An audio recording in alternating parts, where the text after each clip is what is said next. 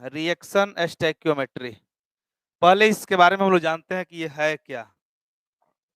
नीचे लिखिएगा the word the word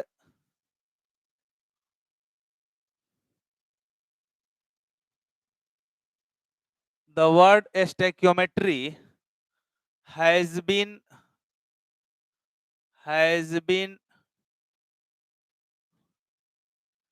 derived from a Greek word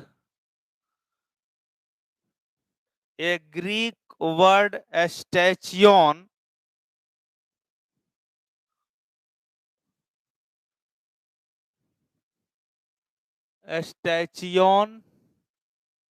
and matrine.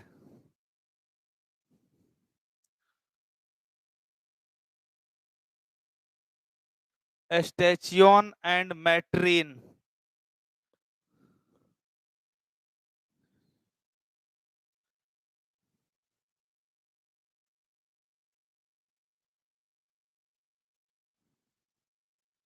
Station plus matrine.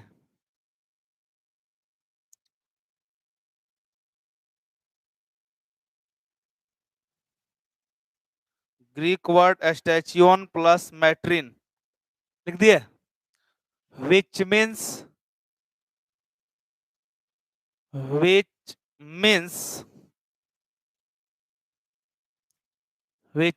measurement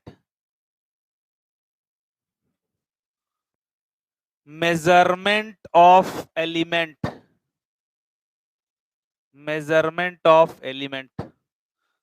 The word stoichiometry has been derived from a Greek word station and matrine, which means measurement of element, जिसका मतलब क्या होता है, element का measurement. जैसे stoichiometry बना ही है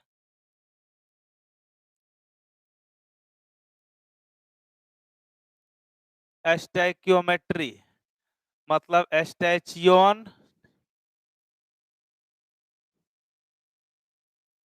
plus मेट्रीन,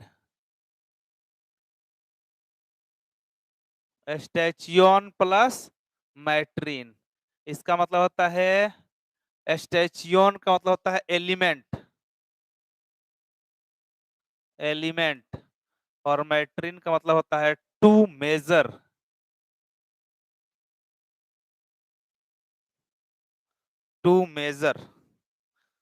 note करिए इसको।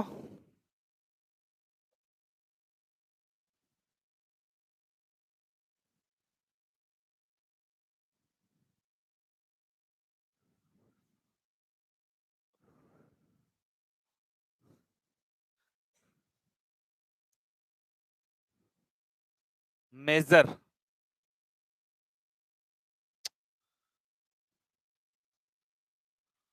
To major.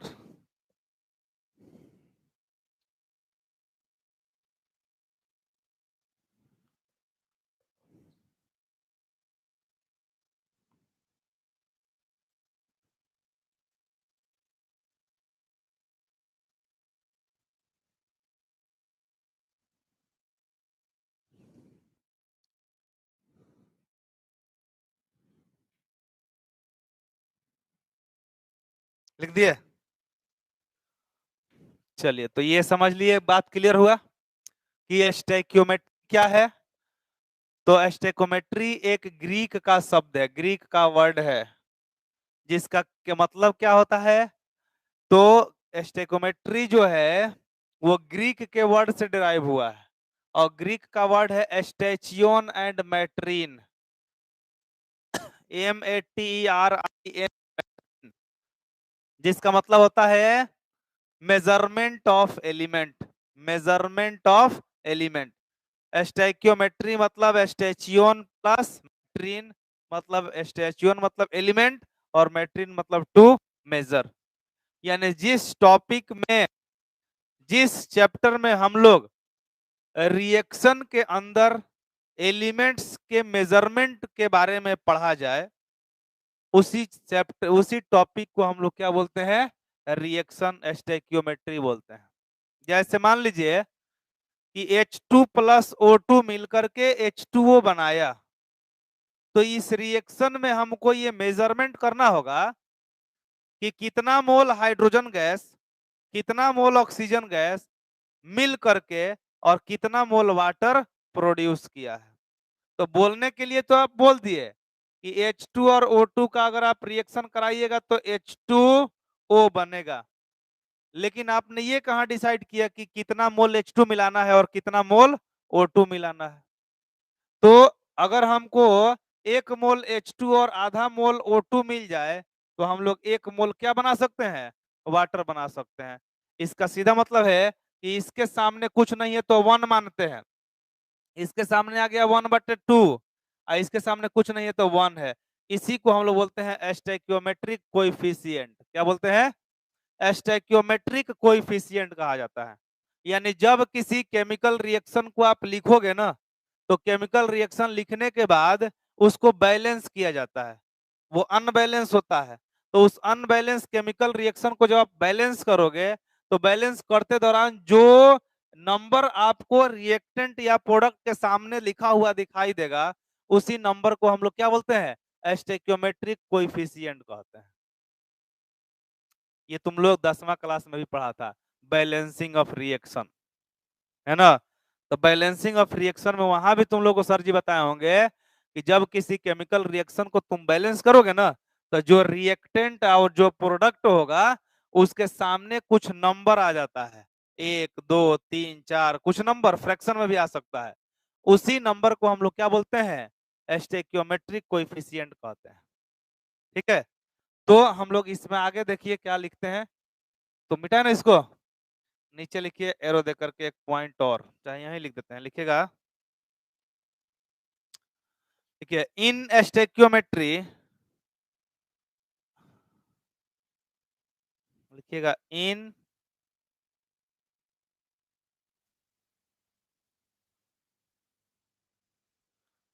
Stoichiometry number of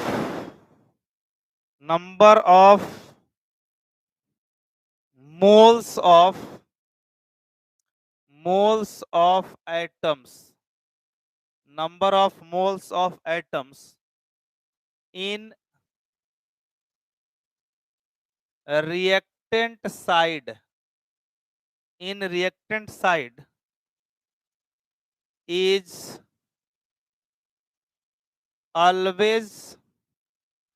always equal to number of moles of atoms in product side,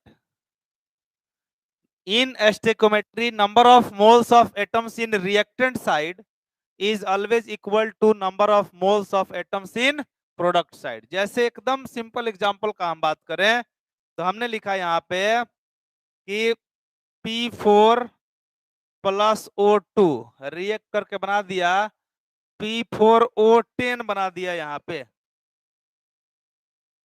P4O10 बना दिया।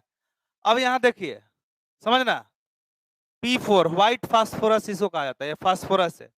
जब ऑक्सीजन से रिएक्शन किया तो ये बना दिया ऑक्साइड फास्फोरस का, O10 जिसको कहा जाता है। अब जरा यहाँ देखिए, क्या रिएक्टेंट साइड में एटम और प्रोडक्ट साइड में एटम बैलेंस है? तो यहाँ देखिए फास्फोरस का तो एटम बैलेंस है कि यहाँ 4 है, अब प्रोडक्ट में भी 4 है, यानी अगर 4 मोल एटम फास्फोरस का रिएक्टेंट साइड में है तो 4 मोल एटम प्रोडक्ट साइड में भी है। लेकिन ऑक्सीजन का देखिए यहाँ 10 मोल एटम है, यहाँ पर 2 मोल है, तो इसको क्या करना होगा, बैलेंस करना होगा। मतलब कितना से गुना कर दें, 5 से। देखिए तो 5 का 10 हो गया कि नहीं हो गया। यानी रिएक्टेंट साइड में जितना number of moles of atoms है रिएक्टेंट्स का, उतना ही number of moles of atom में मौजूद है प्रोडक्ट में भी एटम का। ठीक ना। तो केमिकल रिएक्शन में हमेशा यह ध्यान रखिएगा कि number of moles of atoms reactant side में ऑलवेज इक्वल होता है number of moles of atoms in product side में। यानी अगर किसी केमिकल रिएक्शन में वैसा नहीं दिखाई दे रहा हो तो समझ जाना कि वो केमिकल रिएक्शन अनबैलेंस है, उसको बैलेंस करना पड़ेगा। जैसे अभी अगर हम यहाँ से 5 मिटा दें तो क्या इस रिएक्शन में तुमको सारे एटम्स का मोल दोनों तरफ सेम दिखाई देगा? नहीं देगा। इसका सीधा मतलब क्या है कि रिएक्शन अनबैलेंस है। इस रिएक्शन को क्या करना होगा? बैलेंस करना होगा। और जैसे ही किसी केमिकल रिएक्शन को आप बैलेंस करोगे ना, तुम पाओगे कि दोनों तरफ एटम्स का जो मोल होगा वो बराबर हो जाएगा। बात समझ में आया? नोट कर जल्दी फटाफट।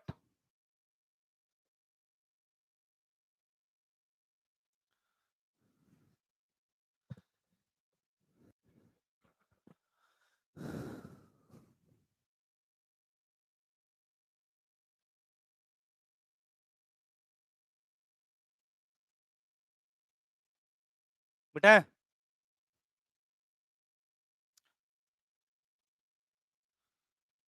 ये 2 लाइन क्लियर हो गया कि स्टेकोमेट्री का मतलब क्या है ना। और स्टेकोमेट्री जब हम लोग पढ़ते हैं तो इसमें हम लोग क्या इसका मतलब है, क्या चीजें हम यहाँ देखते हैं। तो आप यही ना चीज देखते हैं कि स्टेकोमेट्री टॉपिक में हम लोग को ये बताया जाता है कि रिएक्टेंट साइड में नंबर ऑफ एटम्स का मोल जो होगा, number of moles of atom जो होगा वो प्रोडक्ट साइड में number of moles of atom के बराबर होगा।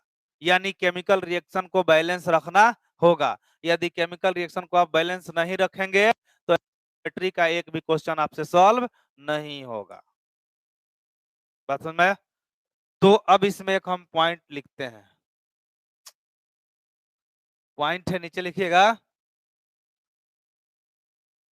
इन स्टेकोमेट्री, इन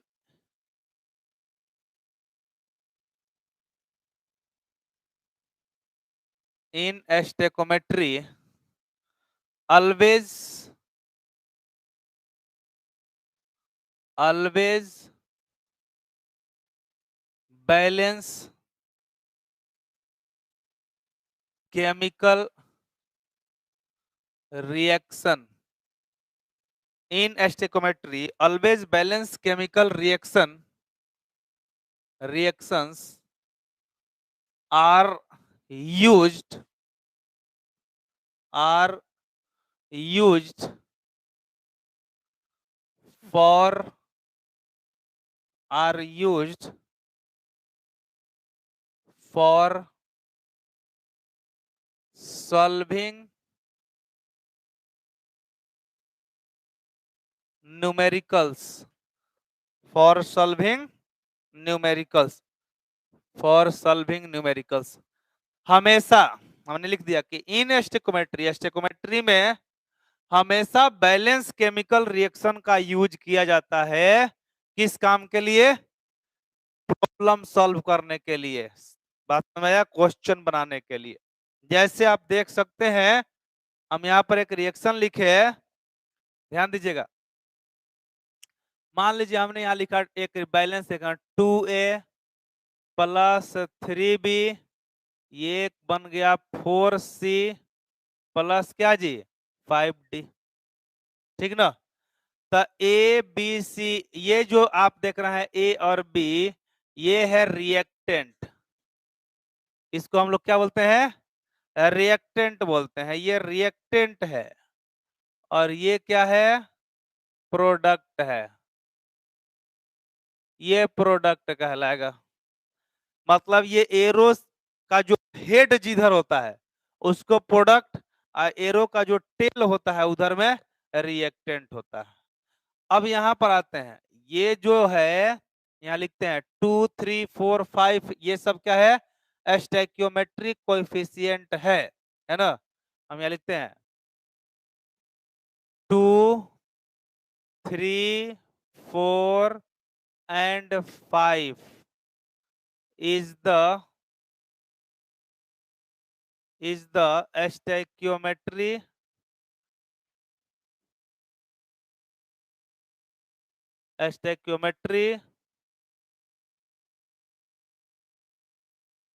stoichiometric coefficient 2, 3, 4 and 5 is the stoichiometric coefficient of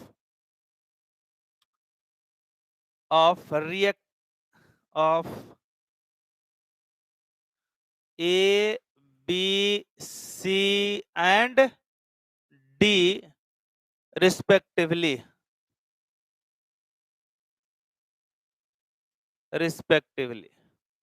2, 3, 4 and 5 is the stoichiometric coefficient of A, B, C and D respectively, है ना?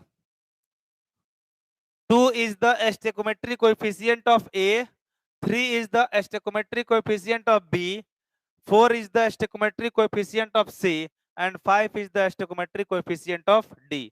तो हम यहाँ लिख सकते हैं कि 2, 3, 4 and 5 is the stoichiometric coefficient of A, B, C and D respectively. बात क्लियर हुआ? समझ में आया ये बात? अब यहां पर आप एक चीज ध्यान से समझिए, हम इसको ऐसे लिख सकते हैं, हमने इसको, ये चीज ध्यान दे देना है आपको, हम इसको ऐसे घेर देते हैं, अलग तरीका से आप देख सकते हैं कि ये एक अलग से पॉइंट है। अब यहां पर हम एक चीज लिखते हैं ऐसे, two atoms of to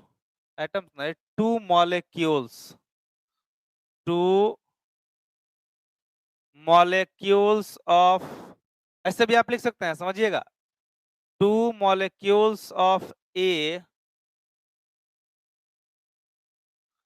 reacts with 3 molecules of B to produce 4 molecules of C and 5 molecules of D. जरा समझिएगा, ए का 2 मोलेक्यूल बी के 3 मोलेक्यूल से रिएक्ट कर रहा है और सी का 4 मोलेक्यूल और डी का 5 मोलेक्यूल बना रहा है। इस रिएक्शन का मतलब, ये रिएक्शन लिखने का मतलब क्या हुआ, इसका स्टोइकोमेट्रिक कोएफिशिएंट जो है वो नंबर ऑफ मोल्स को बताता है। तो हम ये बोल सकते हैं ना कि ये रिएक्शन जो है इसमें 2 मोलेक्यूल ए का बी के 3 मोलेक्यूल से रिएक्ट कर गया और रिएक्ट करने के बाद जो प्रोडक्ट बना उसमें 4 मोलेक्यूल सी बन गया और 5 मोलेक्यूल डी बन गया। अरे बोल सकते हैं इसको। तो अब हम इसको इससे भी लिख सकते हैं, देखो 2 इंटू एन एवोगाड्रो नंबर से गुना कर रहे हैं, ध्यान देना, 2 into n molecules of A reacts with 3 into Na molecules of B, reacts with the molecules of B to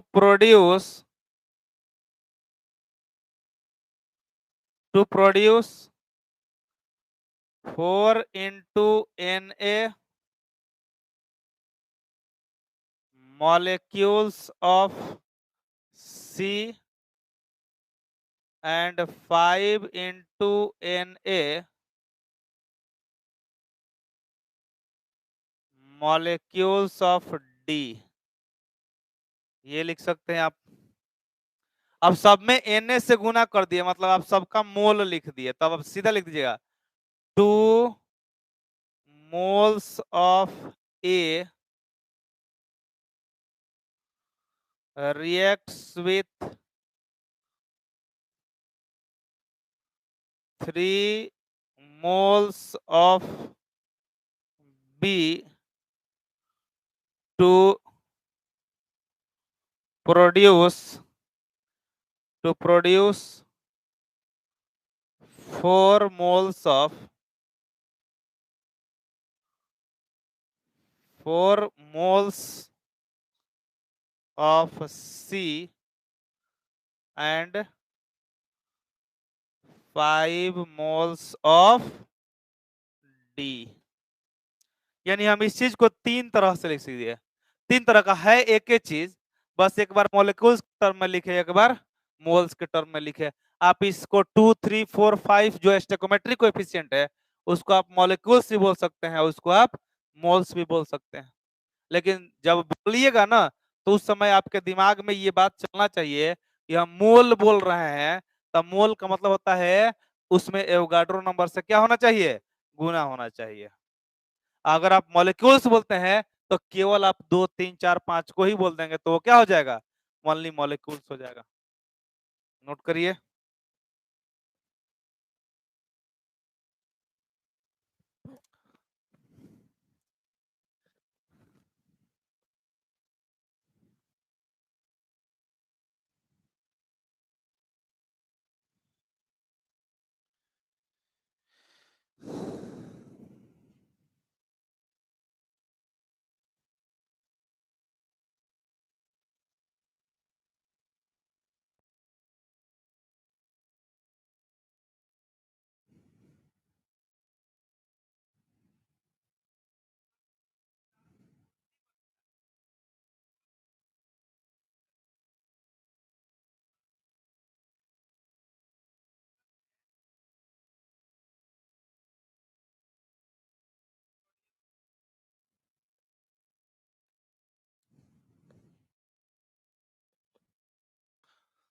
हो गया।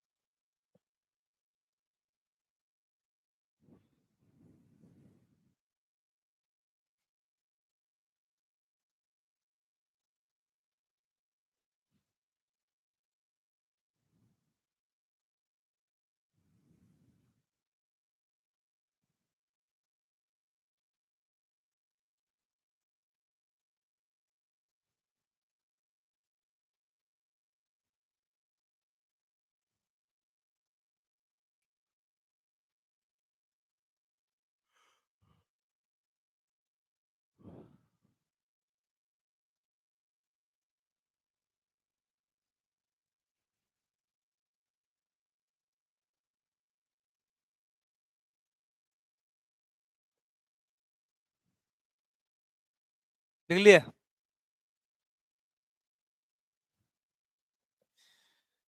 चलिए अब हेडिंग डालिएगा, डिफरेंट वेज, मिटाते हैं इसको।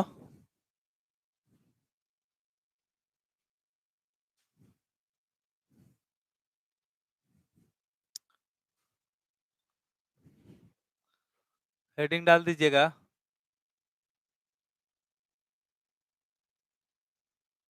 Different ways for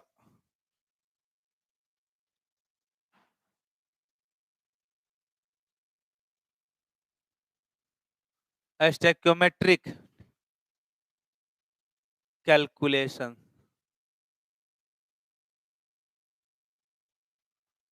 different ways for stoichiometric calculation.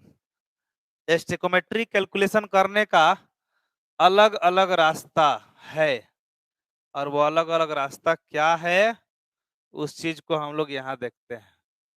तो पहला है मोल मोल मेथड, ऐसे लिखना है, मोल मोल मेथड। दूसरा है मास मास मेथड। तीसरा है वॉल्यूम वॉल्यूम मेथड। ये तीन मेथड है इससे हम लोग स्टोइकोमेट्रिक का क्वेश्चन बनाते हैं। स्टोइकोमेट्रिक कैलकुलेशन करने का ये तीन रास्ता है, मोल मोल मेथड, मास मास मेथड और वॉल्यूम वॉल्यूम मेथड। मोल मोल मेथड, मास मास मेथड और वॉल्यूम वॉल्यूम मेथड। ये 3 ही रास्ता है जिसके सहायता से हम लोग क्या करते हैं, स्टोइकियोमेट्री का कैलकुलेशन करते हैं। लिख लिए। चलिए अब हम लोग यहाँ पे बारी बारी से इन तीनों चीज को पढ़ेंगे कि मोल मोल मेथड क्या है, मास मास मेथड क्या है और वॉल्यूम वॉल्यूम मेथड क्या है। तो जरा सा गौर करेंगे सब लोग। मिटा रहे हैं इसको। पहला हेडिंग इसमें डाल दीजिए, मोल मोल मेथड। मोल मोल मेथड हेडिंग डालिए। मोल मोल मेथड समझ रहे हैं ना, यानी इसमें केवल मोल का ही जिक्र हम लोग करते हैं। जैसे आप एक चीज देखिए, इसमें हम टाइप 1 लिखते हैं, हम 4 टाइप का क्वेश्चन बता रहे हैं जी। ये हम कोई थ्योरी नहीं पढ़ा रहे हैं, एक चीज ध्यान दीजिएगा, इसमें थ्योरी नाम का कोई चीज नहीं होता है। वही थोड़ा बहुत चीजों को जो हम बताए अभी वही होता है। ये सीधा न्यूमेरिकल्स ही होता है सबका सब। तो आप देख सकते हैं हमने न्यूमेरिकल्स को 4 भाग में यहाँ डिवाइड किया है। स्टोइकियोमेट्री में न्यूमेरिकल पूछने का 4 ही तरीका होता है, उससे ज्यादा कोई तरीका नहीं है जिससे स्टोइकियोमेट्री में न्यूमेरिकल्स पूछा जाए। समझना। टाइप फर्स्ट हमने लिखा 2a प्लस 3b, ये प्रोडक्ट बना दिया 4c प्लस 5d, ये प्रोडक्ट बना। इनिशियली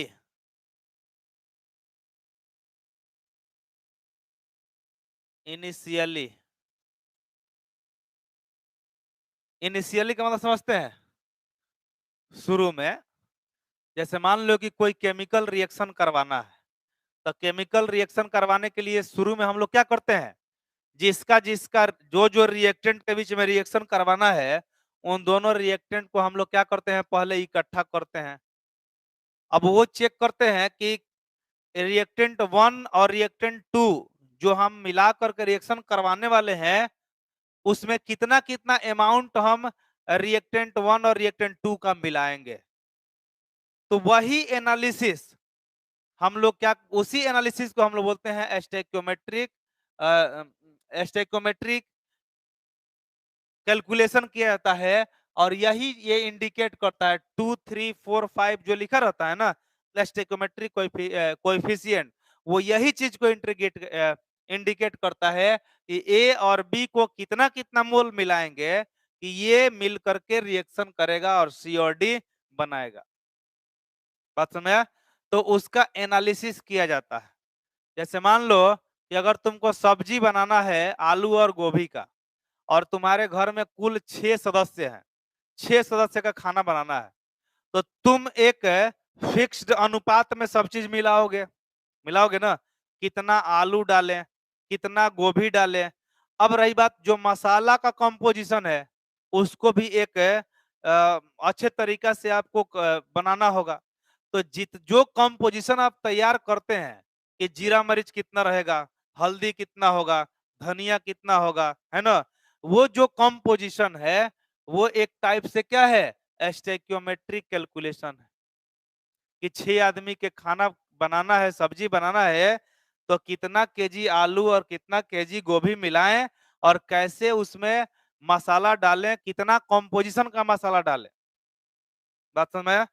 तो पहले की औरत लोग मसाला पीसती थी, उन लोग का कंपोजिशन गजब टाइप का था, कितना धनिया, कितना जीरा मरीच, कितना हल्दी मिलाना है।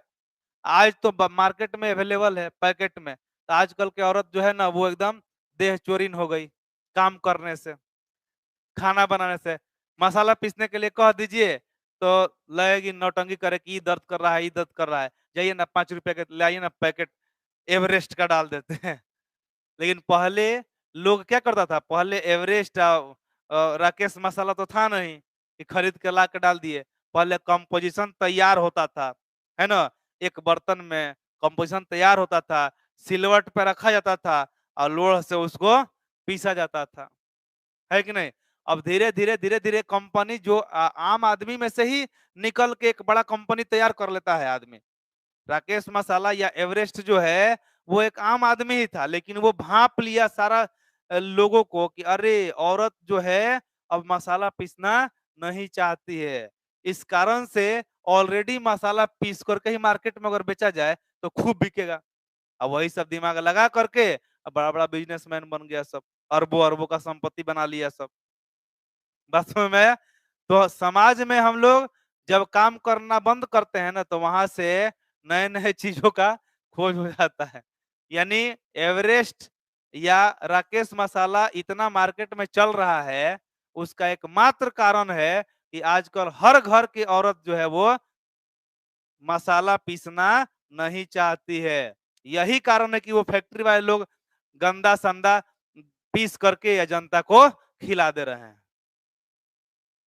है कि नहीं? लेकिन अगर सारे घर की औरत लोग कहे कि नहीं, कोई राकेश-फाकेश मसाला नहीं आएगा, कोई एवरेस्ट नहीं आएगा, हम लोग खुद धनिया, जीरा, मरीच सब पीसेंगे, तो हो गया छुट्टी उन लोगों का। बनाते रहो, फेंकते रहो जाएगा नदी में। कौन जानता है कि उसमें जो कंपोजिशन मिलाता है वो कैसा मिर्च पीसता है, कैसा हल्दी पीसता है ना? घर में तो हम लोग देखते हैं कि मिर्च कैसा है, हल्दी कैसा है, क्या धनिया कैसा है, जीरा मिर्च कैसा है, तेजपात कैसा है, सब कुछ देखते हैं। और वहां कौन देखने जाता है? वहां तो बड़े पैमाने पर तैयार होता है, तो कुछ पीस के खिला देगा। वो तो जीरा मरीच जो गोल मरीच होता है उसके बदले में हो सकता है कि पपीता का बीज सुखा के वही पीस के खिला दे। कोई जानता है? अब मिलावट तो बहुत होता है आजकल। पपीता के बीज को आप सुखा दीजिए, सूखने के बाद वो गोल मिर्च के जैसा ही दिखेगा। अब गोल मिर्च कितना महंगा आपको पता है? मार्केट में जाकर आप पूछ लीजिए कि 100 ग्राम गोल मिर्च अगर खरीदना है तो 200 रुपया लगेगा आपको। बहुत महंगा है। तो इसीलिए मसाला पीसने का आदत डालें सब लोग जो खाना बनाते हैं, नहीं तो वैसे-वैसी कंपनियाँ जो है तैयार होगी और गंदा-संदा मसाला-तसाला पीस कर खिला देगा सब, आदमी बीमार हो जाएगा, भले काम नहीं करेगा, ले जाकर के हॉस्पिटल में डॉक्टर को उतना पैसा दे देगा, है ना? तो इन सब चीज़ों से बचना होगा। खैर, तो देखिए अब यही कंपोजिशन है। ए और बी को हमको मिलाना है।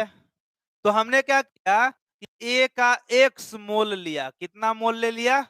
एक्स मोल। ए का हमने एक्स मोल ले लिया। अब ये एक्स मोल है तो पूछा जाएगा कि जब ए एक्स मोल है तब बी कितना मोल रहेगा? बी कितना मोल लेंगे कि दोनों आपस में रिएक्ट कर जाए और रिएक्ट करने के बाद कंप्लीटली ये खत्म हो जाए और सी और डी बन जाए, तो ये हम निकाल सकते हैं। अगर ए का हमको मोल पता चल जाए ना तो हम बी का मोल निकाल सकते हैं। बिल्कुल आसान है। एक एक नियम यूज कर लो। एक एक नियम तुम लोग पढ़ा था 7वां 8वां क्लास में। कैसे? तो देखो ए का 2 मोल बी के कितना मोल से रिएक्ट कर रहा है? 3 मोल से। बोलेंगे ना? चूंकि दो सिंस इंग्लिश में बोलेंगे है ना, ए का 2 मोल बी के कितना मोल से रिएक्ट कर रहा है? 3 मोल से। तो ए का 1 मोल बी के कितना मोल से रिएक्ट करेगा? तो 3/2 से करेगा ना।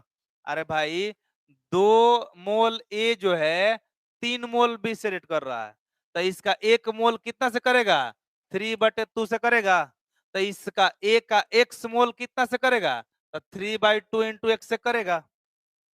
बोलो, तो अगर हमको ए का मोल पता चल जाए तब बी का मोल निकाल सकते हैं कि नहीं निकाल सकते हैं? कौन नियम लगाएंगे? एक ही के नियम से बना देंगे।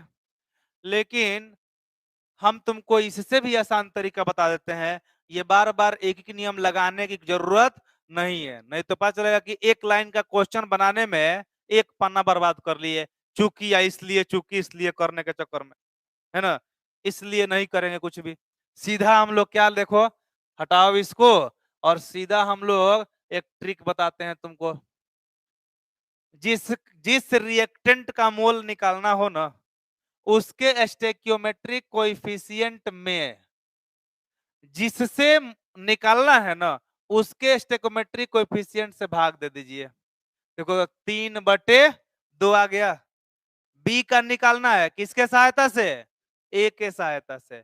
तब बी का स्टेक्योमेट्रिक मोमेंट 3 और में भाग दे दो एक के स्टेकोमेट्रिक कोएफिशिएंट 2 से और गुना कर दो कितना से, जितना में निकालना है। देखो x, अभी जो हम एक के नियम बताए थे वही आ गया कि नहीं आ गया, बोलो।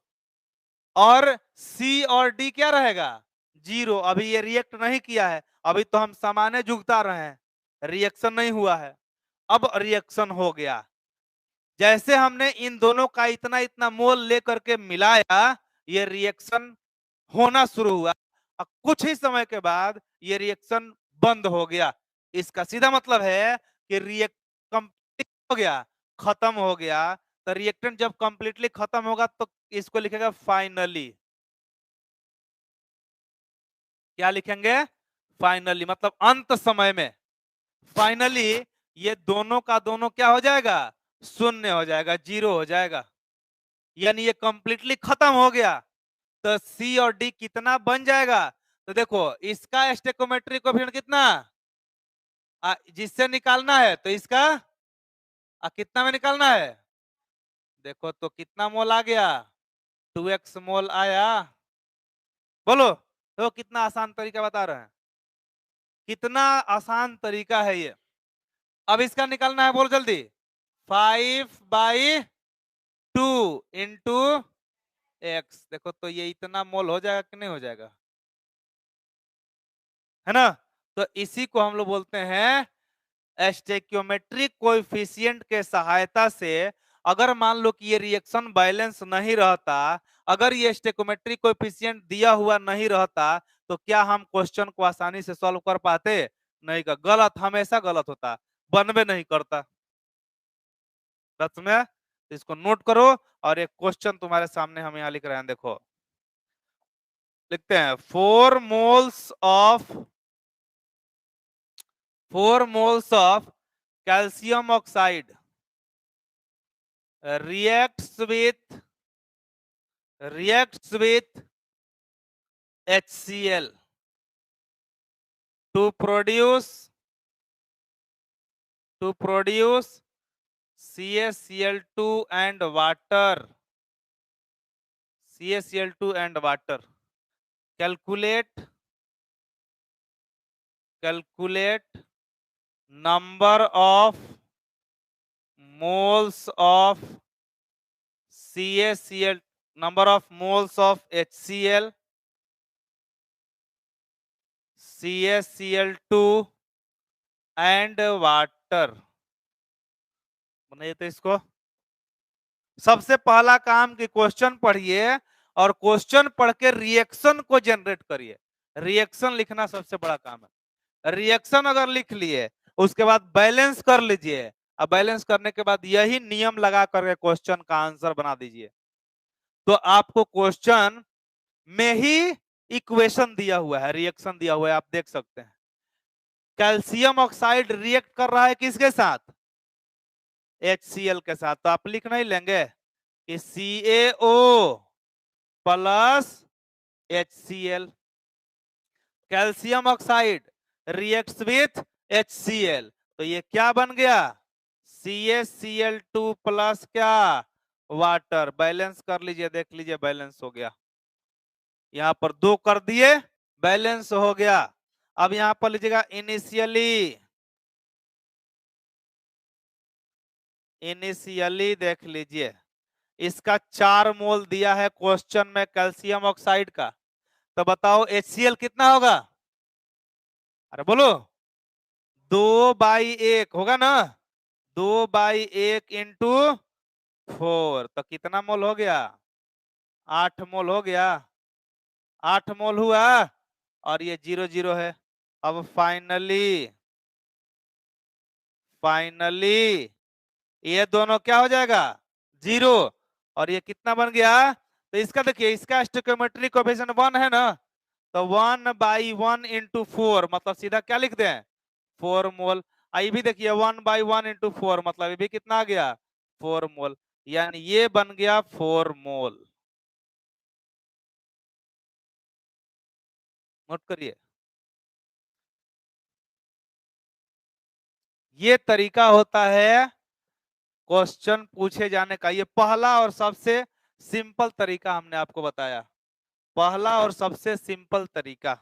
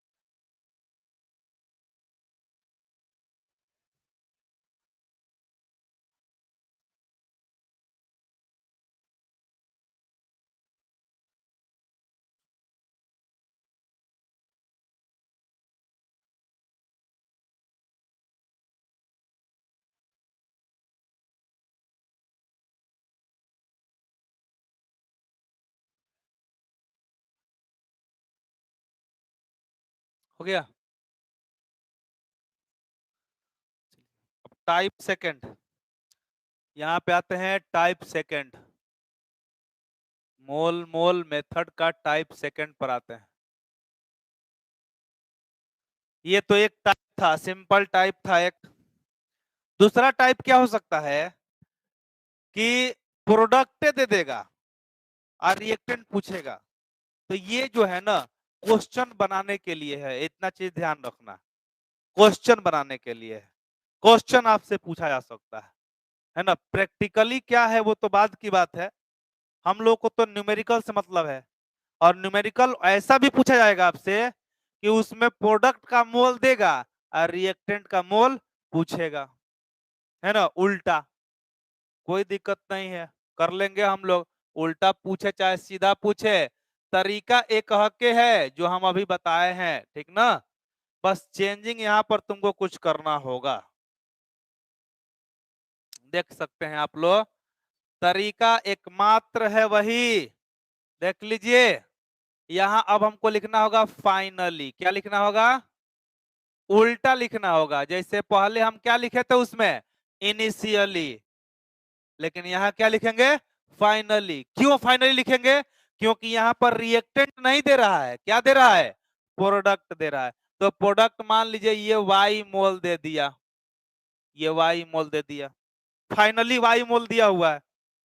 आप पूछ रहा है कि बताइए इनिशियली ए और बी कितना मोल होगा, आसानी से निकाल लेंगे, वही तरीका एकमात्र। इसका स्टेकोमेट्रिक कोएफिशिएंट कितना है, 4, इसका अब इनटू कितना, वाई, हो गया ये इतना मोल। यानी डी अगर वाई मोल लेंगे ना, मतलब डी अगर वाई मोल बना होगा तो सी का कितना मोल बना होगा फाइनली, तो 4/5 इंटू वाई मोल बना होगा। और ये तो फाइनली दोनों 0 0 रहा होगा क्योंकि रिएक्शन खत्म हो गया होगा।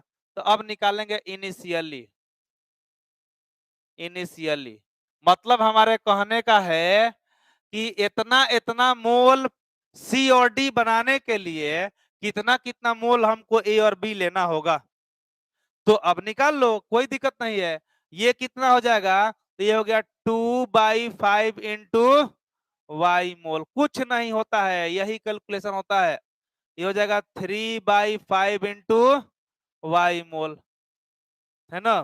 अब बहुत सारा स्टूडेंट बहुत जगह अलग अलग पढ़ता है, तुम जा करके उससे पूछना ऐसा तो वो लंबा चौड़ा कैलकुलेशन बताने लगेगा। ये चूंकि ये इतना सिलेक्ट किया तो ये बना, वैसे बना जिससे हम बताए थे, वैसा नहीं करना है। तुम साधारण सिंपल यही तरीका अपनाना, और बड़े से बड़े न्यूमेरिकल्स को तुम एक लाइन में सॉल्व कर सकता है। और आईआईटी और नीट जैसे एग्जामिनेशन को यही चीज चाहिए कि आप बड़े से बड़े क्वेश्चन को कम से कम समय में और कम से कम पेज के उपयोग करके बना सको, वही एग्जाम खोजता है। नीट के एग्जाम में, जेई के एग्जाम में तो थोड़ा सा रफ पेपर भी आपको मिलता है, नीट के एग्जाम में रफ पेपर थोड़ा सा रहता है। क्यों रहता है? क्योंकि नीट वाले को पता है कि आपको रफ करने के लिए बहुत ज्यादा जरूरत नहीं है।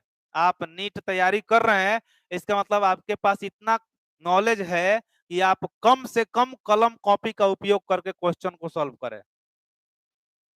बात समझ? इस ये चीज, यही सब चीज सीख लोगे ना तो टाइम मैनेजमेंट काम में काम देगा, और बड़े से बड़े न्यूमेरिकल्स को कम से कम समय में और कम से कम पेज का उपयोग करके आप उसको बना सकते हैं। बात समझ? तो ये सब ट्रिक होता है, यही चीज सीखने के लिए तुम इतना रुपया दे करके और टीचर के पास पढ़ने के लिए आते हो। नहीं तो लिखा हुआ तो किताब में भी है, काहे नहीं पढ़ लेते किताब में से? क्या? अब देखिए, यहां पर एक क्वेश्चन करते हैं फिर हम। क्वेश्चन क्या है? तो लिखते हैं NaOH reacts NaOH reacts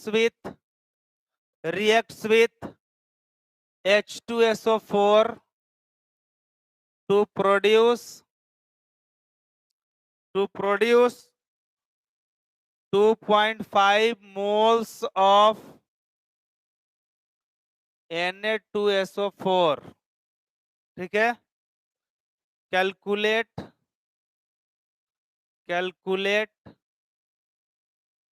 moles of NaOH and H2SO4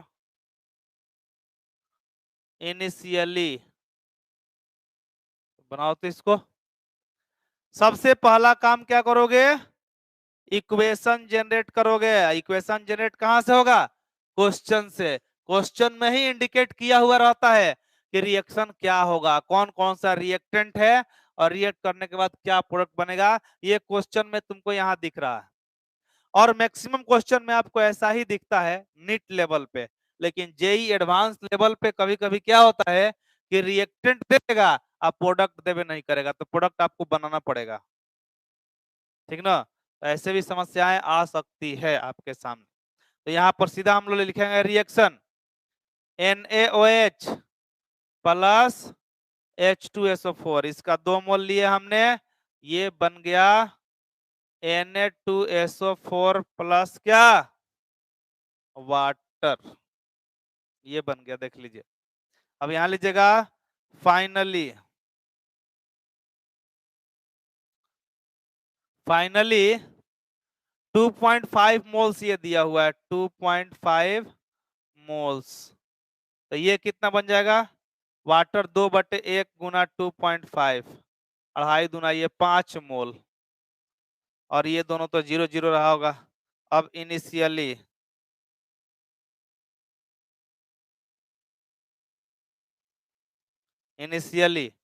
ये दोनों हो जाएगा 0, ये हो जाएगा 2/1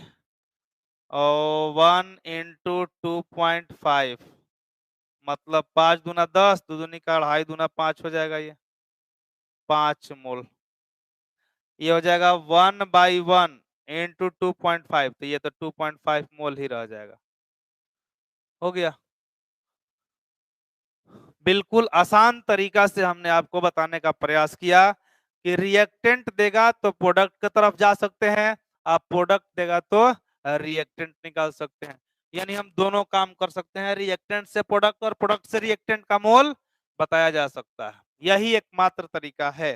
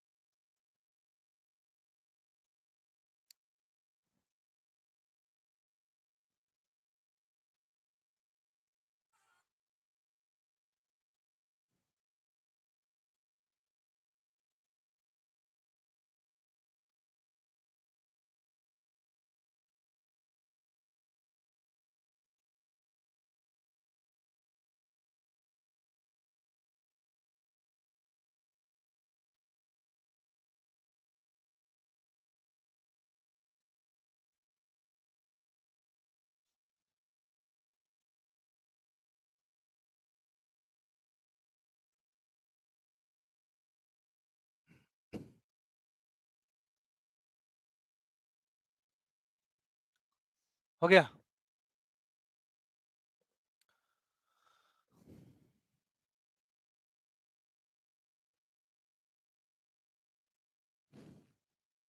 अब देखिए, अब एक टाइप है टाइप 3, समझिएगा। टाइप 3 बेटा तो पूरा। चलिए टाइप 3 बताते हैं।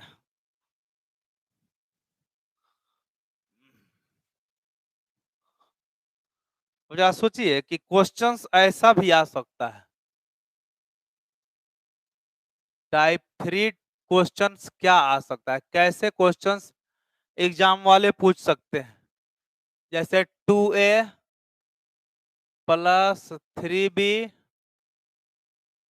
4c प्लस 5d, कैसे एग्जाम वाले क्वेश्चन पूछ सकते हैं, ये चीज ध्यान दीजिए। इसमें क्या करेंगे ये लोग,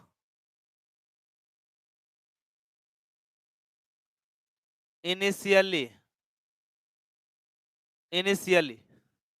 मान लीजिए कि इसका दे दिया x मोल और इसका दे दिया y मोल। अब कर देगा लफड़ा, यहां दोनों का मोल दिया हुआ।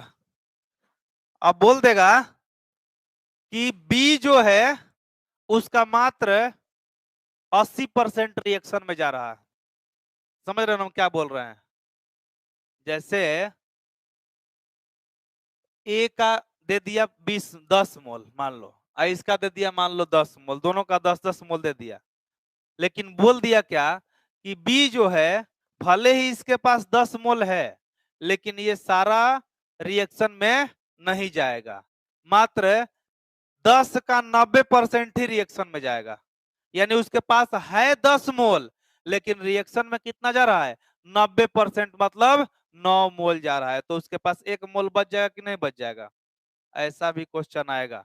और ये चीज यही नहीं, जब तुम केमिकल और आयनिक इक्विलिब्रियम पढ़ोगे ना, वहां पर ये खूब उपयोग होता है, जिसको हम लोग डिग्री ऑफ डिसोसिएशन के नाम से जानते हैं। परसेंटेज जो डिसोसिएशन होता है उसको हम लोग डीओडी लिखते हैं, डिग्री ऑफ डिसोसिएशन। और ये चीज अभी ही फिल करना होगा, तब केमिकल और आयनिक में और अच्छे से समझ में आएगा कि ये डिग्री ऑफ डिसोसिएशन वहां पर कैसे क्वेश्चन में आ करके क्वेश्चन को मुश्किल बनाने का काम करता है। वहां पर पढ़ोगे पीएच निकालना, पीओएच निकालना, पीकेडब्ल्यू निकालना, पीकेबी निकालना, पीकेए निकालना, एसिड का डिसोसिएशन कांस्टेंट निकालना, बेस का निकालना, ये सारा चीज आता है। ठीक ना। तो ये सब जानना बहुत ही जरूरी है। तो हमने यहाँ क्या लिख दिया कि इसका जो है 90% अंडरगो रिएक्शन। इसको हम क्या लिख दिए यहाँ पर, 90% अंडरगो रिएक्शन। मतलब y का, मतलब B का जो y मोल है, ये सारा का सारा रिएक्शन में नहीं जा रहा है, इसका मात्र कितना परसेंट रिएक्शन में जा रहा है, 90%। तो तुम ही बताओ, जब B के पास है y मोल और जा रहा है मात्र 90%, तो क्या X अपना सारा मोल दे देगा, नहीं देगा। जैसे मान लो कि दो पार्टनर है और दोनों बिजनेस करना चाह रहा है। एक के अकाउंट में 1.5 करोड़ रुपया है, एक के अकाउंट में 2 करोड़ रुपया है। तो जिसके पास 1.5 करोड़ है वो बोला कि हम 50 लाख रुपया इन्वेस्ट करेंगे। तो जब पहला पार्टनर 50 लाख इन्वेस्ट किया, तो क्या दूसरा जो होगा वो 2 करोड़ इन्वेस्ट कर देगा, नहीं करेगा। भले ही उसके पास 2 करोड़ है, लेकिन अगर पहला 40 लाख मिला रहा है तो दूसरा भी कितना मिलाएगा, 40 लाख ही मिलाएगा। ये कोई जरूरी नहीं है कि उसके पास 2 करोड़ है कि 4 करोड़ है कि 10 करोड़ है। आप जितना मिलाओगे उसी के हिसाब से हम भी मिलाएंगे, तब जाकर के वो पार्टनरशिप होगा, बिजनेस बने चलेगा। बात समझ में आया। तो वही सिचुएशन यहाँ है, भले ही एक पास वाई ज्यादा है, इसके पास भी ज्यादा है, लेकिन ये कह रहा है कि हम अपना सारा नहीं देंगे, हम मात्र 90% ही देंगे। तो ये बोलेगा कि जब तुम 90% मिलाओगे तो हम भी 90% के हिसाब से मिलाएंगे, हम तो ज्यादा नहीं देंगे, हम अपना बाकी रख लेंगे। बात समझ में आया? तो फाइनली ये कैसे रिएक्शन करेगा देख लो। अब देख लो यहाँ पे ये y है, इसका y का 90% निकल गया रिएक्शन में, तो y माइनस वाई का 90% लिख दें। बोलो। अरे भाई 10 मोल है, 10 मोल में से 10 का 90% बाहर निकल गया, तो यही ना बच जाएगा 10 माइनस 10 का 90%। ये देखो सब कैंसिल हुआ, ये कैंसिल हो गया देख लो। और ये भी तो बच कितना गया 10 - 9, 1 मोल बच गया कि नहीं बच गया? यही चीज तो काम किए हैं यहाँ पे। अरे सब समझा है यहाँ पे? यही वाला ना बात यहाँ की है, बस यहाँ पर 10 नंबर दे दिए हैं, यहाँ पर नंबर नहीं है, सिंबल दे दिए हैं, अंतर इतना ही है। तो जब ये इतना डिसोसिएट कर रहा है, मतलब 0.9 y डिसोसिएट हो रहा है, यहां से डिसोसिएट कितना हुआ, तो y माइनस 0.9 y हो रहा है ना डिसोसिएट। अरे भाई 0 0 कट जाएगा तो 0.9 हो जाएगा, भाग देंगे 10 से तो ये इतना डिसोसिएट हो रहा है, तो बताओ बच कितना रहा है, ये 0.1 y मोल बच रहा है। ये डिसोसिएटेड मोल है और ये रिमेनिंग मोल है, और ये क्या है, इनिशियल मोल है। y जो है इनिशियल मोल है, y इंटू 90/100 जो है वो डिसोसिएटेड मोल है, जो 0.9 y है वो डिसोसिएटेड मोल है। आज y में से 0.9 y घटा दिए तो ये आया जो 0.1 y मोल, वो क्या है, रिमेनिंग है। बोलो गलत कि सही? अरे भाई 10 मोल था इनिशियल, उसमें से 90% हट गया, तो 10 का 90% निकालेंगे तो 9 ना होगा, यानी 9 रिएक्ट कर गया, तो बच कितना गया, 10 माइनस 9 बचा कि नहीं बचा, 1 रिमेनिंग हो गया कि नहीं हो गया? वही चीज न किए हैं। तो ये कितना हो जाएगा, तो ये थोड़े ना अलबला के अपना सर पैसा लगा देगा, ये करेगा कि x माइनस एक्स का सारा x नहीं जाएगा रिएक्शन में, ये कितना जाएगा, तो देखो x जो इसका इनिशियल है ना, इसमें से घटाव करेंगे, घटाएंगे कितना, तो 2/3। स्टोइकोमेट्रिक कोएफिशिएंट मत भूलना, नहीं तो मामला गड़बड़। इस है 2/3, इसका रिएक्ट कितना कर रहा है बताओ तो, 0.9 ना रिएक्ट कर रहा है, तो इसी के हिसाब से ना यहां से भी रिएक्ट करेगा, तो ये भी क्या कर देंगे 0.9 y, ये इतना मोल बच जाएगा। यानी बी का 0.9 y जब डिसोसिएट करेगा ना, तो इसका कितना डिसोसिएट करेगा, 2/3 इंटू 0.9 y डिसोसिएट करेगा। तो ये बन कितना जाएगा जरा देख लो, तो इसका स्टोइकोमेट्रिक बन 4 है, इसका 3 है, ये रिएक्ट किया कितना 0.9 y, तो ये इतना मोल बन जाएगा। ये कितना मोल बनेगा जरा देख लीजिए, तो 5/3 इंटू 0.9 y मोल, ये डी बन जाएगा। नोट करिए और एक क्वेश्चन लिखिए फटाफट।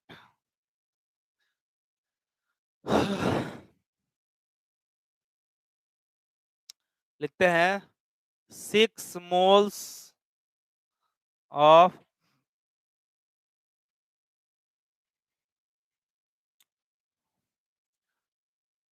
P4 reacts with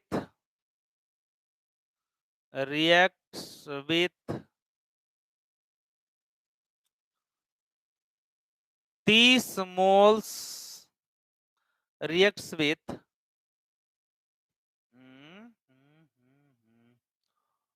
40 moles 40 moles of 80% O2 gas. Calculate number of moles of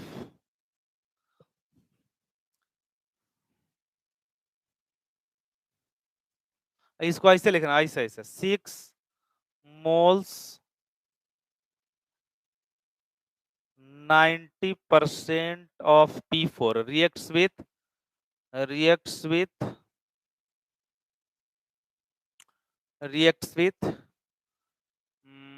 कितना 30 moles of O2 gas. Calculate number of moles of P4O10 finally and also calculate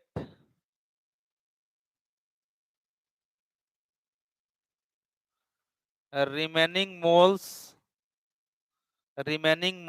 of reactants finally.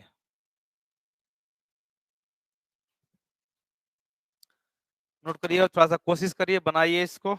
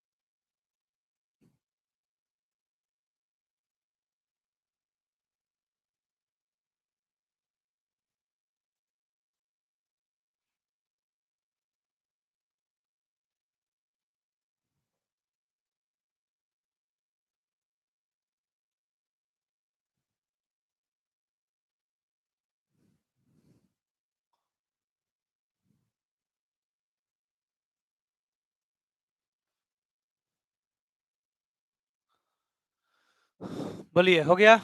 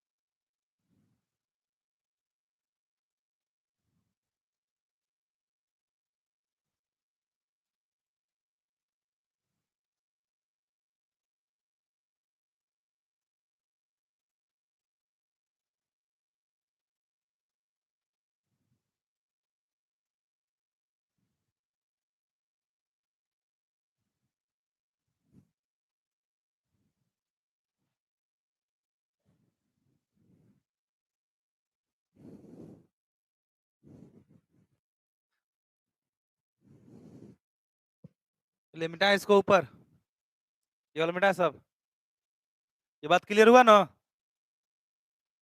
मिटा ना?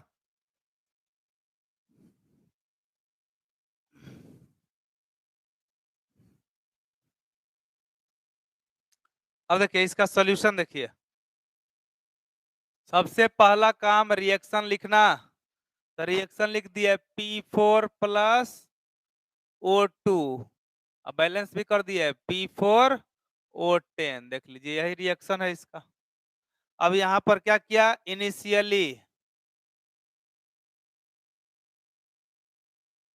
Initially जो है, initially इसका दिया 6 मोल और इसका कितना दे दिया 30 मोल, और ये है 0। लेकिन यहां लिख दिया है कि ये ओनली कितना 90% अंडरगो रिएक्शन। ये रिएक्शन में मात्र कितना परसेंट जा रहा है, 90%। तब बता दो फाइनली जब ये 6 है और 6 का कितना परसेंट जाएगा जी? 90%। तो 6 का 90%, 90/100, ये देखो तो 9×6 = 54, 5.4 हो जाएगा। यानी 6 - 5.4 तो कितना आ जाएगा? 0.6 मोल ये बच जाएगा, ठीक ना? ई कितना बचेगा? तो 30 है। इसमें से देखो इसका स्टेटमेंट 5/1, इसका रिएक्शन में जा कितना रहा है? 5.4 जा रहा है। तो 5.4 को गुना में लिख दीजिए। अब यहाँ घटा कर लिखिए फटाफट। हाँ, 30 - 27 तो कितना बच गया? 3 मोल ई बच जाएगा, देख लीजिए। तो ई 1 कितना जाएगा बताइए? 1/1 इंटू 5.4, मतलब सीधा हम लिख दें 5.4 मोल, ये बन जाएगा, काम खत्म। अभी इस तरीका से हम पढ़ा रहे हैं, अब नहीं समझ में आएगा तो फिर हम हाथ पांव खड़ा कर देंगे। हाँ।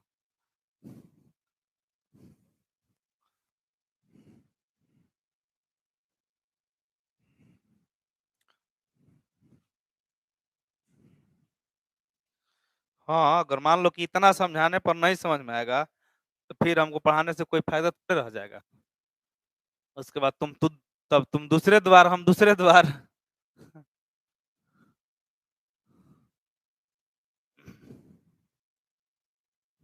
दशमलव है, ध्यान दीजिएगा यहाँ पे, क्योंकि दशमलव इसमें समझ में नहीं आता है। दशमलव समझते हैं ना आप लोग?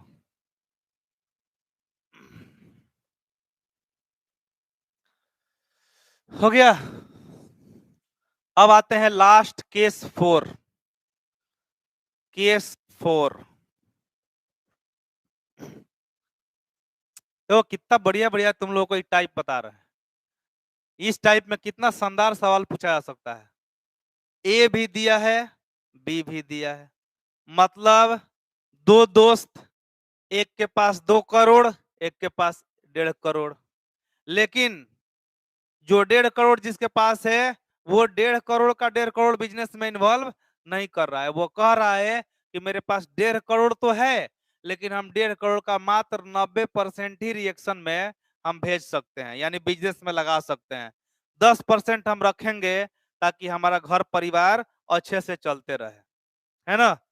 तो वो 90% अपना 1.5 करोड़ का 90% बिजनेस में लगा दिया। तो जिस बंदा के पास 2 करोड़ है तो क्या वो अपना 2 करोड़ लगा देगा? नहीं। अगर ये 1.5 करोड़ का 90% लगाया है ना, तो जिसके पास 2 करोड़ है वो भी अपना इसी के हिसाब से लगाएगा। उसका 50 लाख हटा दो तो उसके पास 1.5 करोड़, और वो भी 1.5 करोड़ का कितना लगाएगा? 90% ही लगाएगा। बात समझ में आया? तो हमेशा बिजनेस में डील वैसे होता है, तो रिएक्शन में भी डील वैसे ही होता है। बात समझ में आया? अब एक टाइप हम तुम लोग को बताएंगे, वो इस टाइप से होगा। जैसे 2 पार्टनर है, एक के पास 2 करोड़ रुपया, एक के पास 1.5 करोड़ रुपया। तो एक बोला कि मैं अपना 1.5 करोड़ रुपया इन्वेस्ट करूंगा, 1 रुपया भी मैं रखूंगा नहीं, मैं अपना 100% इन्वेस्ट करूंगा। तो बताओ, जिसके पास 2 करोड़ है वो क्या तैयार हो जाएगा कि हम 2 करोड़ लगा देंगे? नहीं, वो भी कहेगा कि तुम जब 1.5 करोड़ लगा रहे हो तो पहला के लिए 1.5 करोड़ 100% हो गया, लेकिन दूसरा के लिए 1.5 करोड़ 100% नहीं हुआ। उसके पास कितना रुपया है?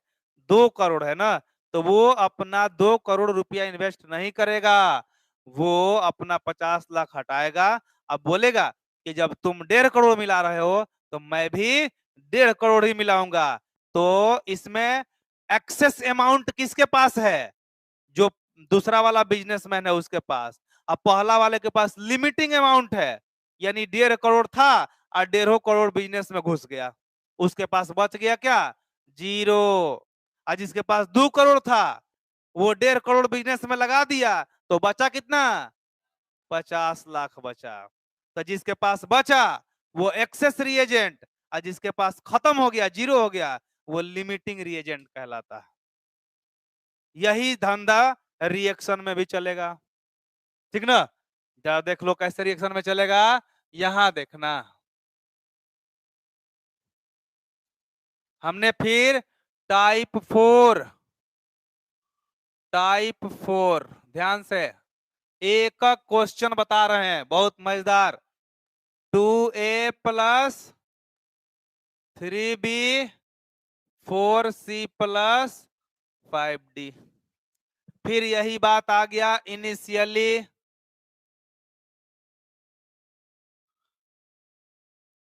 इनिशियली इसका आ गया x मोल और इसका आ गया y मोल, और ये हो गया 0 0।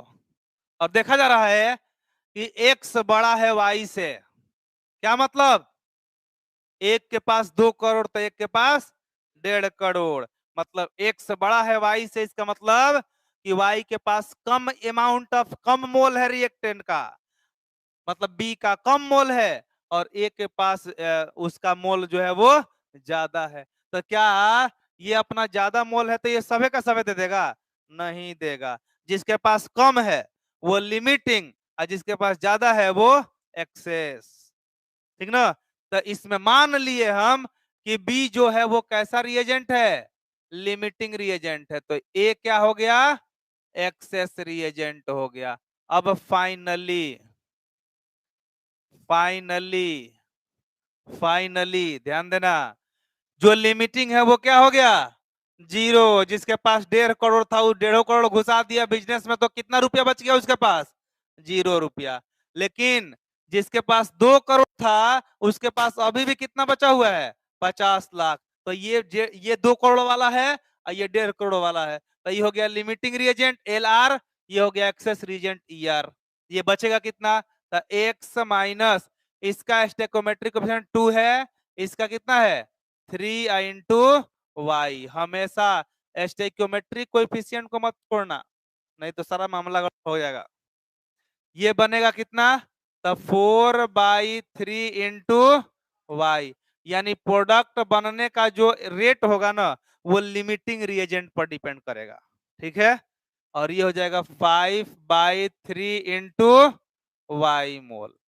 अब इस चीज पर एक क्वेश्चन करते हैं, और फिर हम लोग कॉन्सेप्ट ऑफ लिमिटिंग रिएजेंट पढ़ेंगे कि उसमें कैसे पहचानेंगे कि कौन लिमिटिंग रिएजेंट होगा और कौन एक्सेस रिएजेंट होगा किसी भी केमिकल रिएक्शन के अंदर।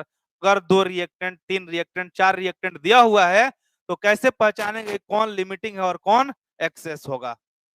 तो यहाँ पे हम पहले एक क्वेश्चन करा दें आपको। क्वेश्चन ये है कि 4 moles of NaOH reacts with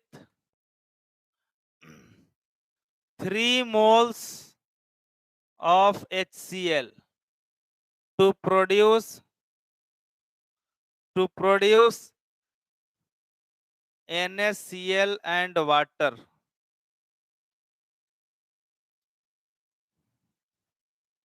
Calculate moles of NaCl and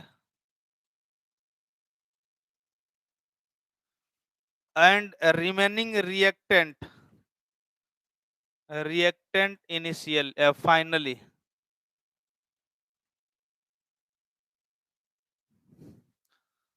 तो कितना बढ़िया क्वेश्चन है ये। NaOH है और प्लस HCl है, दोनों रिएक्ट कर गया, ये बना दिया NaCl plus H2O। Reaction already balance है, इसमें बैलेंस करने की जरूरत नहीं है। इनिशियली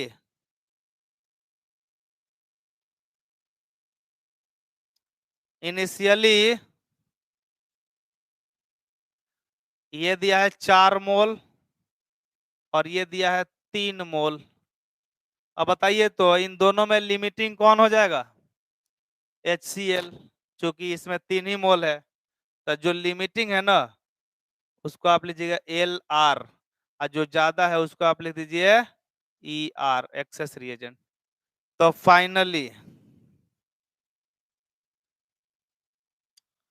फाइनली जो लिमिटिंग होगा वो हो गया 0, और ये 4 - 3, ये कितना बच गया जी? 1 मोल। और ये बने कहता 1/1 × 3, मतलब ये 3 मोल बन जाएगा। और ये भी 1/1 × 3, ये भी 3 मोल बन जाएगा। यानी NaCl भी 3 मोल और वाटर भी 3 मोल बनेगा।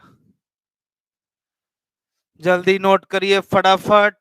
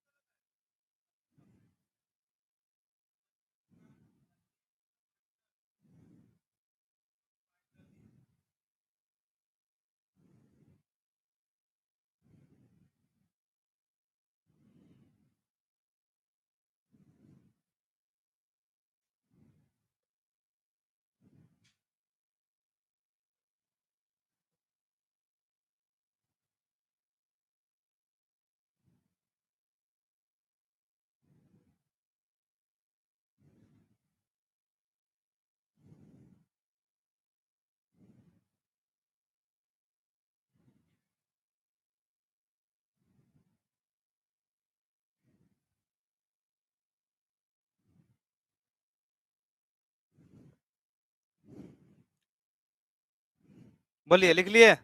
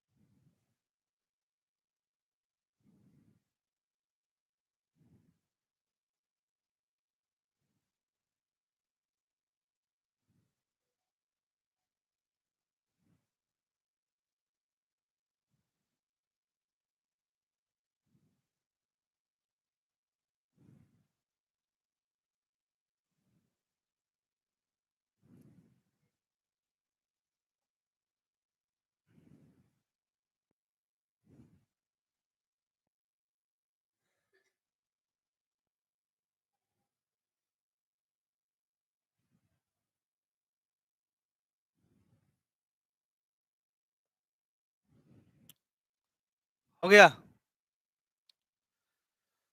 चलिए, तो अब हम लोग यहाँ पे पढ़ेंगे कॉन्सेप्ट ऑफ लिमिटिंग रिएजेंट। ठीक ना? पढ़ा है ना बेटा? इसको हेडिंग डालिए, concept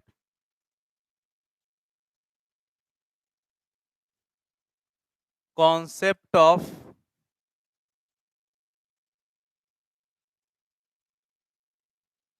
limiting reagent. Concept of limiting reagent. Concept of limiting reagent. पहला हेडिंग डालिएगा,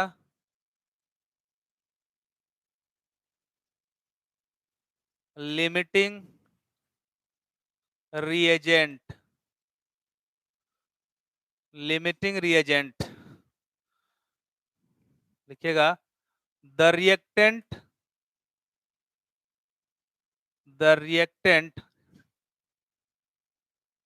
which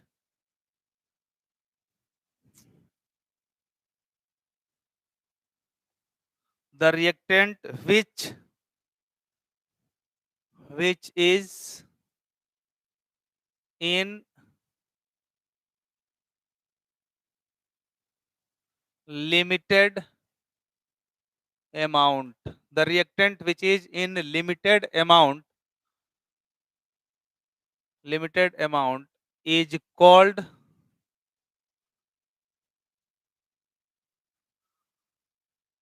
limiting reagent. The reactant which is in limited amount is called limiting reagent. और आप ये भी लिख सकते हैं the reactant which stop the formation of product is called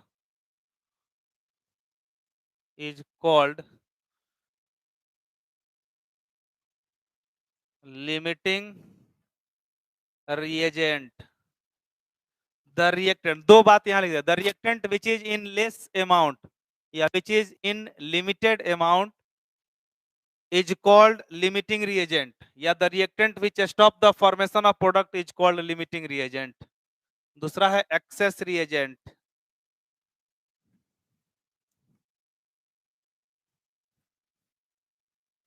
Excess reagent, the reactant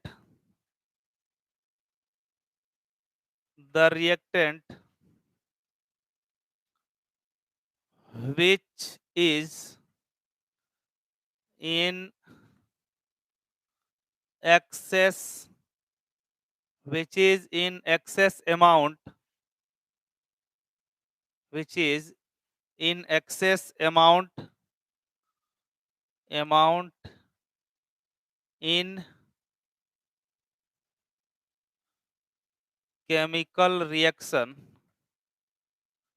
in chemical reaction is called excess reagent.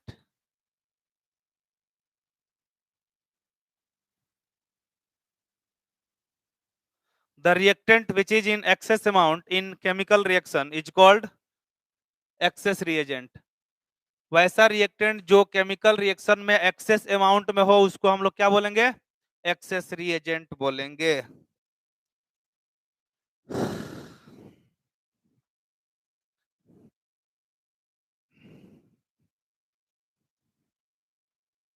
ठीक है, अब इसको समझिए कि ये दोनों है क्या, लिमिटिंग और एक्सेस. समझने की जरूरत है. ये तो क्लियर है कि जो केमिकल रिएक्शन में कम मात्रा में होगा वो लिमिटिंग, जो ज्यादा मात्रा में होगा वो एक्सेस. और रिएक्शन का प्रोडक्ट फॉर्मेशन का जो रेट होता है वो डिपेंड करता है किस पर? लिमिटिंग रिएजेंट पर, एक्सेस पर नहीं. कैसे? ये बात ध्यान दीजिए. मान लीजिए कि हम एक बहुत बड़े बिजनेसमैन हैं. मानने में क्या दिक्कत है? क्या भले पढ़ा रहे हैं. तो मान लिए कि बहुत बड़े बिजनेसमैन है और बिजनेस क्या है मेरा? तो गाड़ी बनाने का बिजनेस है, मतलब 4 व्हीलर बनाने का बिजनेस है ना. तब आप लोग को पता है कि 4 व्हीलर का हर एक पार्ट जो है अलग अलग कंपनी में तैयार होता है. ऐसा तो नहीं होता है कि एक के कंपनी में सारा चीज बन जाए, है ना. चक्का कहीं बनता है, बॉडी का निर्माण कहीं होता है, गियर बॉक्स कहीं बनता है. क्या हर एक पार्ट्स अलग अलग कंपनी में तैयार होता है. बाकी सारे पार्ट्स को हर एक कंपनी से ला करके और एक जगह पर जोड़ने का काम भी होता है. वो भी एक फैक्ट्री ही होता है जहां पर सारे पार्ट्स को असेंबल किया जाता है और तब जाकर के एक 4 व्हीलर का ढांचा तैयार होता है और फिर उसको मार्केट में उतार दिया जाता है एक फिक्स दाम दे करके, है ना. तो कोई भी कार अगर कंपनी कार बनाती है, कार कंपनी, तो जितना लागत में वो कार बनाती है उतना ही सरकार टैक्स भी लेती है. आप अगर कोई गाड़ी खरीदने जाते हैं 4 चक्का, तो अगर वो गाड़ी का रियल एक यूनिट का कीमत अगर 13 लाख होगा तो मार्केट में वो गाड़ी 26 लाख में मिलेगी. 13 लाख जो है भारत सरकार टैक्स ले लेता है. राज्य का टैक्स अलग होता है, रोड टैक्स अलग होता है, जीएसटी अलग होता है. ये सारा टैक्स लगा लगा करके सरकार जो है लूट लेती है जनता को. अगर टैक्स को हटा दिया जाए, उसमें से टैक्स कम कर दिया जाए ना, तो जो 13 लाख की गाड़ी है एक यूनिट, वो हो सकता है कि 15 लाख 16 लाख में आपको मिल जाए, लेकिन वो दोगुना में मिलती है, क्योंकि सरकार टैक्स पूरा लगा करके रखती है। और भारत में सरकार जो है केवल टैक्स ही वसूलती है। बात समझ में आया? हर जगह टैक्स टैक्स। अब तो ये हो गया कि आटा, दाल, चावल, तेल, मसाला, खाने वाला पदार्थ को अगर आप खरीदने जाते हो, वहां भी आपको भरपूर टैक्स लिया जाता है, जीएसटी लिया जाता है ना? तो हाँ, मतलब हद हो गया टैक्स देते देते। जनता अब जो है ना कमाएगी 100 रुपया, तो समझ लो कि 50 रुपया फिर सरकार को टैक्स दे देगी, भर देगी कि ले जाइए आप 50 रुपया, है ना? तो वो स्थिति हो गया है, हर जगह टैक्स। पढ़ाई करने आइए, वहां भी जीएसटी घुसा देता है कोचिंग वाला, 18% जीएसटी, जबकि शिक्षा पर जीएसटी नहीं लगना चाहिए, टैक्स फ्री होना चाहिए शिक्षा, है ना? लेकिन लगता है जो भी है, अगर टैक्स फ्री रहता ना, अगर टैक्स फ्री रहता तो हो सकता था कि जो कोचिंग वाले लोग 2 लाख रुपया फी रखे हैं, वो हो सकता था कि लाख रुपया में पढ़ा देते, 1.25 लाख में पढ़ा देते। लेकिन उनको तो एक बहाना मिल गया है कि हमको 18% जीएसटी देना पड़ता है, तो वो क्या कर रहे हैं, जीएसटी देना 18% और उसका 4 गुना बढ़ा करके तुमसे फी वसूल रहे हैं उसके नाम पर। तो सरकार जो है हर तरह से लूटने का काम कर रहा है ना? और बड़े बड़े लोग भी जनता को ही क्या कर रहा है, लूट रहा है।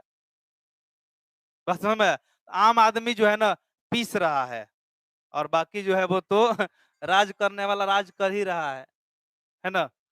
खैर, तो मान लीजिए कि चक्का कार, मतलब कि मेरा जो है कार बनाने का कंपनी है, हमको कहीं से ऑर्डर आया कि हमको 100 कार चाहिए 1 महीना के अंदर में, है ना? मतलब कोई एजेंसी वाले फोन करके बोला कि हमको 100 कार चाहिए 1 महीना में, तो 100 कार का तो वो ले लिया, एग्रीमेंट कर लिया कि हाँ ठीक है 1 महीना के अंदर 100 कार आपको मिल जाएगा। वो कंपनी वाला जो है बॉडी 100 तैयार करके रख दिया, है ना? जितना भी पार्ट्स था वो सारा पार्ट्स असेंबल होकर लग गया। गियर वाले को फोन किया गया भाई 100 गियर ला करके दे दो, गियर बॉक्स लगाना है, 100 गियर बॉक्स लगेगा, तो 100 गियर लग गया। और पहिया वाला को बोला गया कि हमको 400 पहिया चाहिए, है ना? वो भी कहा कि ठीक है 400 पहिया आपको समय पर मिल जाएगा।